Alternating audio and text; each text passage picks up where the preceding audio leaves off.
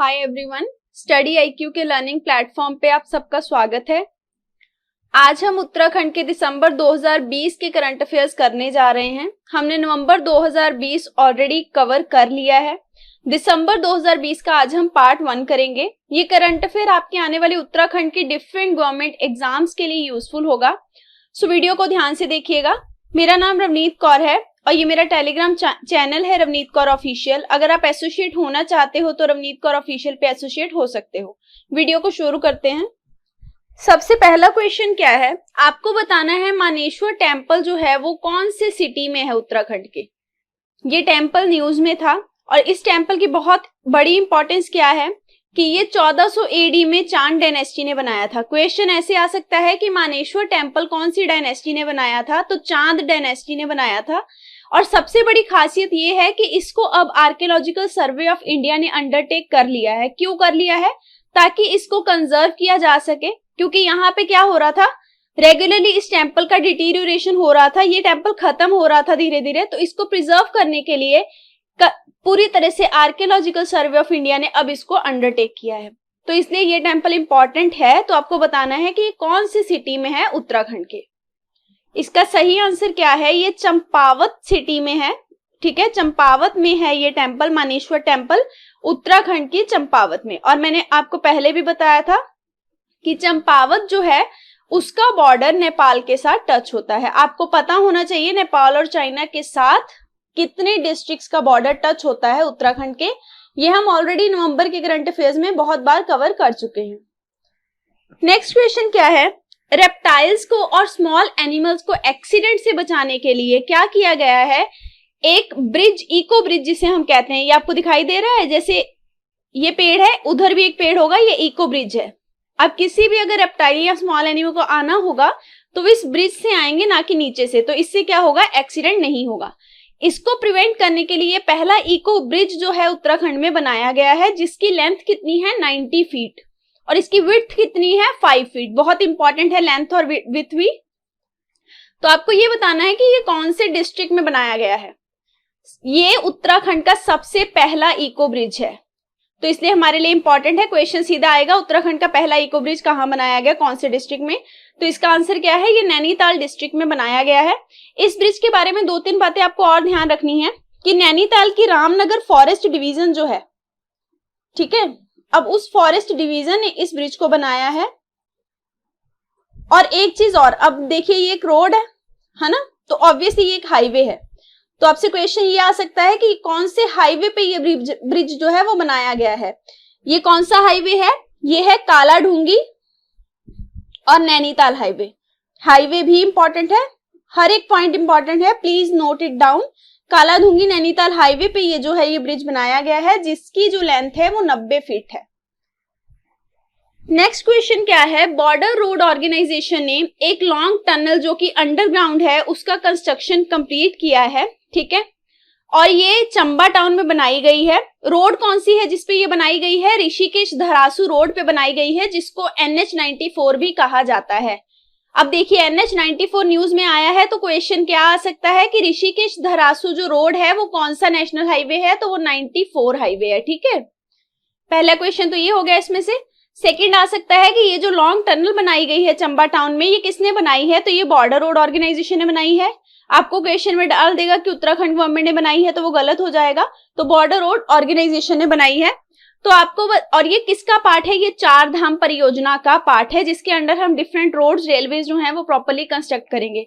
ये परियोजना के तहत 4 धाम को प्रॉपर रोड्स के साथ कंस्ट्रक्ट किया जाएगा, ताकि इजीली आप वहां पे पहुंच सको और यात्रा और भी ज्यादा क्या हो सके, आसान हो सके। तो बस आपको ये बताना है कि ये जो कंस्ट्रक्शन की गई है टनल की, इसकी लेंथ कितनी है, ये कितने मीटर लंबी टनल है जो कि बॉर्डर रोड ऑर्गेनाइजेशन ने बनाई है।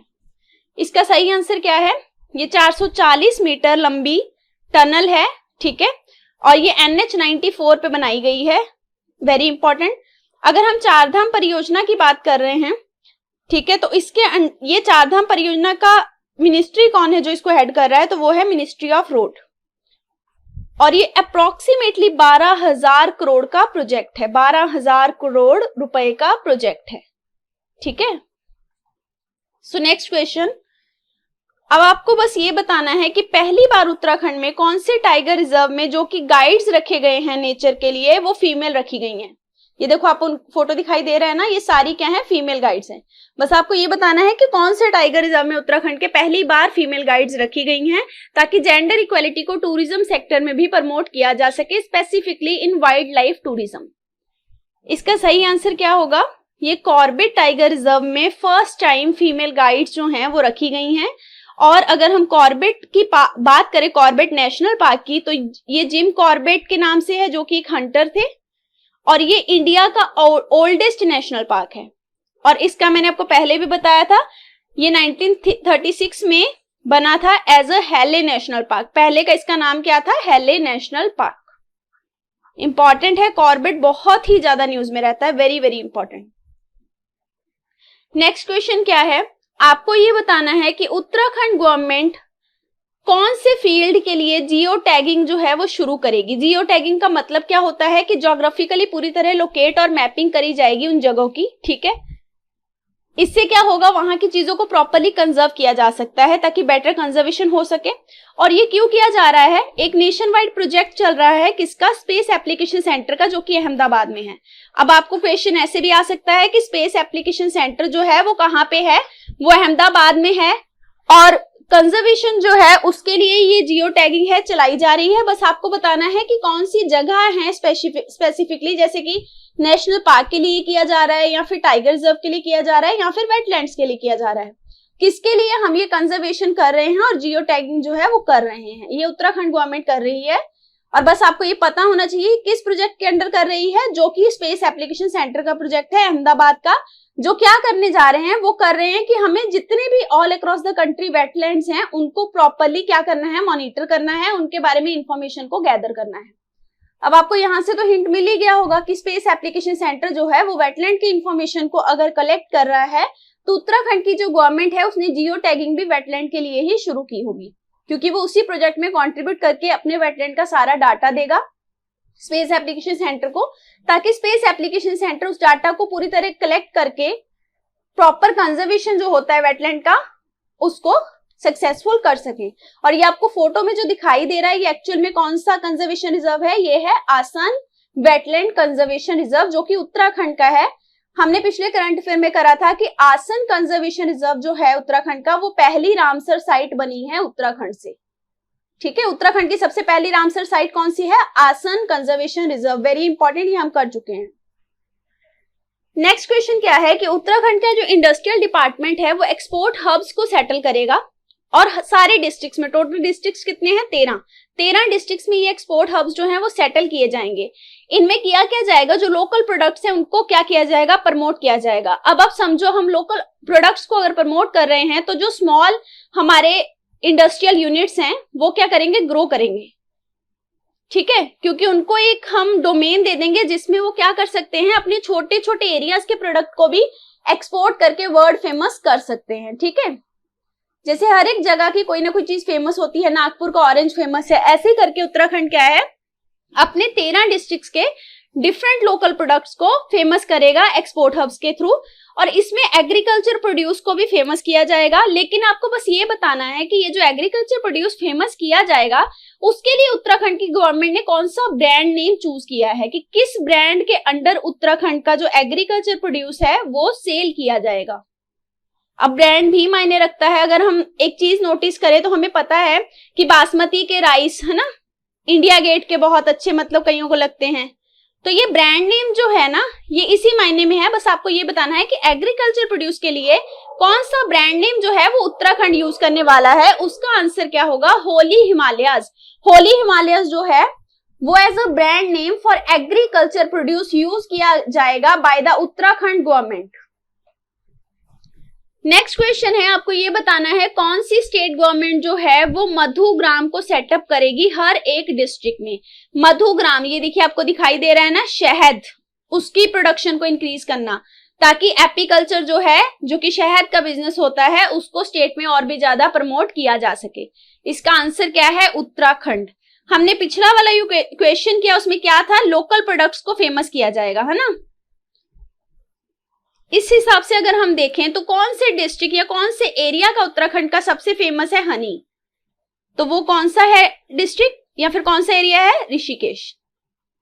ऋषिकेश का हनी बहुत फेमस है, तो लोकल प्रोडक्ट हो गया, ठीक है। अगर हम चमोली की बात करें तो उसकी किस चीज को फेमस किया जा सकता है? फिश को, क्योंकि वो फिश के लिए बहुत फेमस है। अगर हम अल्मोड़ा की बात करें, अल्मोड़ा डिस्ट्रिक्ट जो है वो पिकल्स के लिए फेमस हो सकता है। तो आई होप आपको समझ लगा होगा कि ये जो लोकल हम मार्केट क्रिएट करेंगे एक्सपोर्ट हब बना के, तो उससे जगह जगह की चीजें जो हैं वो फेमस होंगी और हमारा बिजनेस भी ग्रो करेगा। नेक्स्ट क्वेश्चन क्या है कि सेल्फ एम्प्लॉयमेंट को हिली रीजन में प्रमोट करने के लिए उत्तराखंड की गवर्नमेंट ने एक इनिशिएटिव लिया है, कौन सा? एपीकल्चर का, जिसमें कि बी कीपिंग के लिए अगर आप मधुमक्खी का पालन करना चाहते हो तो आपको सब्सिडी दी जाएगी और उससे क्या होगा, लोकल्स का बिजनेस और ज्यादा ग्रो करेगा। तो आपको बस बताना है कि कितने % सब्सिडी उत्तराखंड गवर्नमेंट दे रही है फॉर द बी कीपिंग, मधुमक्खी पालन के लिए कितने % सब्सिडी दी जा रही है। सही आंसर क्या है? 80% subsidy by the Uttarakhand government दी जाएगी फॉर द बी कीपिंग, ठीक है। नेक्स्ट क्वेश्चन क्या है, उत्तराखंड की गवर्नमेंट जो है उसने प्लानिंग की है कि स्टेट का मतलब उत्तराखंड का सबसे पहला एक सफारी जो है वो सुराई फॉरेस्ट रेंज में बनाया जाएगा, जो कि कुमाऊं में है। आपको बताना है कौन से जानवर से संबंधित ये सफारी जो है वो बनाई जाएगी सुराई फॉरेस्ट रेंज में। ये देखो आपको फोटो में क्या दिखाई दे रहा है? क्रोकोडाइल। तो क्रोकोडाइल की सफारी जो है वो पहली बार उत्तराखंड में सेटअप की जा रही है, ये सबसे पहला इंपॉर्टेंट पॉइंट है, ठीक है। क्रोकोडाइल आपको सीधा पूछा जा सकता है किसकी, जैसे देखो लायन, डियर, टाइगर, तो क्रोकोडाइल की सफारी जो है वो पहली बार बनाई जाएगी। आपको एरिया बताएंगे कहाँ पे? सुराई फॉरेस्ट रेंज में, या फिर एरिया पूछेंगे तो आपको पता होना चाहिए सुराई फॉरेस्ट रेंज कुमाऊं, ठीक है। अब आपको जगह पूछ सकते हैं कि स्पेसिफिकली कुमाऊं की कौन सी जगह में ये जो चीज है वो बनाई जा रही है, तो खाटीमा। खाटीमा में ये सफारी जो है वो बनाई जाएगी। खाटीमा हमारा कौन से डिस्ट्रिक्ट में है? ये है हमारा ऊधम सिंह नगर डिस्ट्रिक्ट में। ऊधम सिंह नगर का भी बॉर्डर नेपाल के साथ क्या है? टच होता है। तो सारे पॉइंट्स इंपॉर्टेंट हैं, क्वेश्चन भी बहुत इंपॉर्टेंट है। सुराई फॉरेस्ट रेंज, खाटीमा हमारा एरिया है, ऊधम सिंह नगर डिस्ट्रिक्ट है, जिसमें हम ये स्टेट की फर्स्ट क्रोकोडाइल सफारी जो है वो बनाने जा रहे हैं। नेक्स्ट क्वेश्चन क्या है, उत्तराखंड के फॉरेस्ट मिनिस्टर हरक सिंह, नाम इंपॉर्टेंट है, ठीक है। इन्होंने क्या कहा है कि हमारी स्टेट जो है वो पहली बार क्या बना रही है, एक लेक बनाएगी, वहीं पे एक म्यूजियम भी बनाया जाएगा, वहीं पे एक टाइगर सफारी भी बनाई जाएगी। मतलब तीनों चीजें हम साथ में डेवलप करेंगे। और इसकी लागत कितनी होगी? ऑलमोस्ट 150 करोड़ रुपए इसमें खर्च किया जाएगा। अब आप एक बात बताओ, ये जो लेक, म्यूजियम और टाइगर सफारी कलेक्टिवली बनाया जा रहा है ना, ये क्यों बनाया जा रहा है? क्योंकि इनका कहना यह है कि हम सिर्फ टूरिज्म को प्रमोट नहीं करेंगे, हम लोगों को वाइल्ड लाइफ से जोड़ेंगे और हम उनको कंजर्वेशन के लिए इनकरेज करेंगे। क्योंकि जब वो ये सारी चीजें एक साथ देखेंगे तो उन्हें नेचर से प्यार होए और नेचर को वो और प्रिजर्व करना चाहें, इस तरीके से ये बनाया जा रहा है। आपको बस ये बताना है कि ये कौन सी जगह पे, कौन से टाइगर रिजर्व पे ये तीनों चीजें बनाई जा रही हैं। बहुत इंपॉर्टेंट क्वेश्चन है। इसका सही आंसर क्या है? कॉर्बेट। कॉर्बेट मैंने आपको पहले भी बताया, बहुत इंपॉर्टेंट और फेमस है। कॉर्बेट टाइगर रिजर्व में ये पहली बार लेक, म्यूजियम और टाइगर सफारी जो है वो एक साथ बनाई जाएगी। बहुत बहुत बहुत इंपॉर्टेंट है। और ओल्डेस्ट है हमारे कॉर्बेट नेशनल पार्क, क्या है? ओल्डेस्ट नेशनल पार्क है इंडिया का। नेक्स्ट क्वेश्चन क्या है, आपको ये बताना है कि हमारे कंट्री का कौन सा इकलौता ऐसा स्टेट है यहाँ पे 60% जो एरिया है उस स्टेट का वो अभी भी रिवेन्यू पुलिस के अंडर है। रिवेन्यू पुलिस का कॉन्सेप्ट क्या होता है कि अगर आप रिवेन्यू नहीं दे रहे ना तो रिवेन्यू वाले बंदे ही आपको उठा के ले जाएंगे, मतलब वही पुलिस की तरह काम करते हैं, ठीक है। तो ये रिवेन्यू पुलिस अभी भी चल रही है कौन से स्टेट में, आपको ये बताना है। और ये सिस्टम जो है रिवेन्यू पुलिस का, ये ब्रिटिश ने इंट्रोड्यूस किया था इन 1861। क्वेश्चन ऐसे आ सकता है क्योंकि ये न्यूज में था कि रिवेन्यू पुलिस जो है वो ब्रिटिश ने कब इंट्रोड्यूस करी, तो 1861 में करी थी। और इसमें क्या होता है कि जो रिवेन्यू ऑफिशियल्स होते हैं वो कॉप्स की तरह एक्ट करते हैं। मैंने आपको ऑलरेडी बता दिया, वो खुद ही कॉप्स होते हैं, उनके पास राइट होता है कि वो आपको अरेस्ट कर सकते हैं अगर आपने रिवेन्यू नहीं भरा या कोई भी ऐसा आपका मतलब जुल्म हो गया रिवेन्यू के लिए, तो वो आपको उठा के ले जाएंगे, ठीक है। तो आपको बताना है कौन सा ऐसा स्टेट है, इकलौता स्टेट है ये पूरे इंडिया का जहां पे अभी भी ये वाला रिवेन्यू पुलिस का कॉन्सेप्ट है 60% एरिया में। आंसर क्या है? Uttarakhand. So this is again very very important question, ठीक है। क्वेश्चन कैसे आ सकता है, जैसे कह देंगे कि उत्तराखंड का कितने % एरिया अभी भी रिवेन्यू पुलिस के अंडर है या फिर अभी भी रिवेन्यू पुलिस के लिए एप्लीकेबल है, तो 60% है। अगर वो ऐसे बोलेंगे कि सारा ही एरिया रेवेन्यू पुलिस के अंडर है अभी भी उत्तराखंड का, तो वो पॉइंट गलत होगा। 60% है और उत्तराखंड ही इकलौता स्टेट है पूरे कंट्री का जहां पे अभी भी रेवेन्यू पुलिस का जो कॉन्सेप्ट है ये चले ही जा रहा है। नेक्स्ट क्वेश्चन है, आपको बताना है कि टी बोर्ड के लिए उत्तराखंड की गवर्नमेंट ने नया हेडक्वार्टर बनाने के लिए कौन सी जगह चूज करी है। टी बोर्ड का एक और हेडक्वार्टर उत्तराखंड में बनाया जाएगा। इसका एग्जिस्टिंग हेडक्वार्टर कहां पे है? अल्मोड़ा डिस्ट्रिक्ट में। ठीक है, तो इसका सही आंसर क्या है? गैरसैंण में।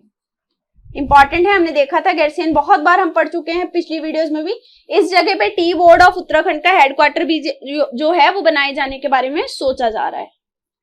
नेक्स्ट क्वेश्चन है, उत्तराखंड के टूरिज्म मिनिस्टर जो हैं उन्होंने मध्य प्रदेश के चीफ मिनिस्टर से बात करी है। किस लिए करी है? ताकि मध्य प्रदेश से व्हाइट टाइगर जो हैं वो उत्तराखंड के कॉर्बेट एरिया में लेके आए जा सके। बस आपको ये बताना है कि मध्य प्रदेश के कौन से टाइगर रिजर्व से या कौन सी टाइगर सफारी से हम ये व्हाइट टाइगर जो है वो कॉर्बेट में लेके आएंगे। अब क्वेश्चन ऐसे भी आ सकता है कि एमपी से व्हाइट टाइगर कौन से स्टेट में जाएगा? वो है उत्तराखंड। या फिर ये भी आ सकता है कि एमपी से जो व्हाइट टाइगर जाएगा वो उत्तराखंड के कौन से टाइगर रिजर्व में जाएगा? तो कॉर्बेट में जाएगा। कॉर्बेट के आज हमने 3 न्यूज कवर करे, बहुत इंपॉर्टेंट है हमारे लिए कॉर्बेट। तो इसका आंसर क्या है सही? सबसे पहला महाराजा मर्तांड सिंह जोडेयू व्हाइट टाइगर सफारी जो कि मध्य प्रदेश में है। इस जगह से क्या होएगा? टाइगर जो है व्हाइट टाइगर उनको क्या किया जाएगा? लेके जाया जाएगा कॉर्बेट में। ये अभी बात चल ही रही है। So that is it for today's lecture. I hope आपको लेक्चर समझ लगा होगा। अगर आपकी कोई भी क्वेरी हो तो आप इन कॉन्टेक्ट नंबर्स पे कॉन्टेक्ट कर सकते हो। सो पढ़ते रहिए। All the best. Thank you very much.